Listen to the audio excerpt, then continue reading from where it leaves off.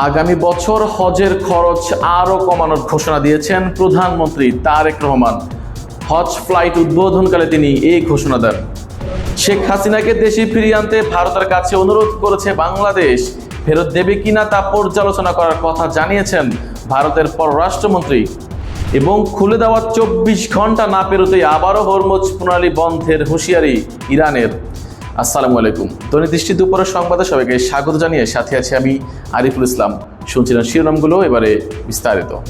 প্রধানমন্ত্রী তারেক রহমান জানিয়েছেন, আগামী বছর হজের খরচ আরও কমাতে কাজ করছে সরকার। হযরত শাহজালাল আন্তর্জাতিক বিমানবন্দর থেকে প্রথম হজ ফ্লাইট উদ্বোধনকালে তিনি বলেন, এবার সীমিত সময়েও খরচ কমানো হয়েছে। শুক্রবার রাতে 418 যাত্রী নিয়ে বিমান বাংলাদেশ এয়ারলাইন্সের প্রথম ফ্লাইট সৌদি আরবের উদ্দেশ্যে ছেড়ে যায়। গাজীপুরের শ্রীপুরে মাদ্রাসা ছাত্রী অপহরণ, হামলা ও লুটপাটের ঘটনায় তীব্র নিন্দা জানিয়েছেন ডক্টর শফিকুর রহমান। তিনি ঘটনাটি মানবতা বিরোধী অপরাধ আখ্যা দিয়ে অপহৃতকে দ্রুত উদ্ধারে ও জড়িতদের গ্রেফতারে জোর দাবি জানান। নারী শিশুর নিরাপত্তা নিশ্চিত করতে সরকারের প্রতি আহ্বান জানান তিনি। দেশ জুড়ে জ্বালানি সংকট তীব্র হয়ে রাজধানী ঢাকা সহ বিভিন্ন অঞ্চলে পাম্পে দীর্ঘ লাইন ও রেশনিং চলছে। কোথাও 10 থেকে 12 ঘন্টা অপেক্ষাতেও তেল মিলছে না। সরবরাহ ঘাটতিকে দায়ী করছেন সংশ্লিষ্টরা। যদিও সরকার বলছে মজুদ স্বাভাবিক, সংকটে পরিবহন ও কৃষি খাতেও স্থবিরতা দেখা দিয়েছে। এবারে আন্তর্জাতিক সংবাদ।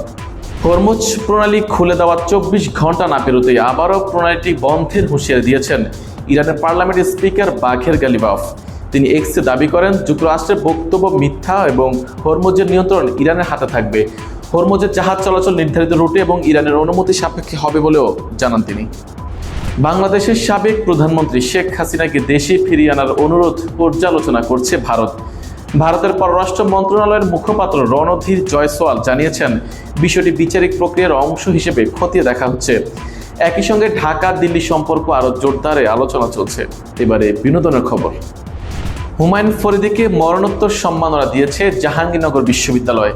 জাহাঙ্গীরনগর ফিল্ম ফেস্টিভ্যাল 2026-এর সমাপনীতে তাকে বিশেষভাবে সম্মানিত করা হয়।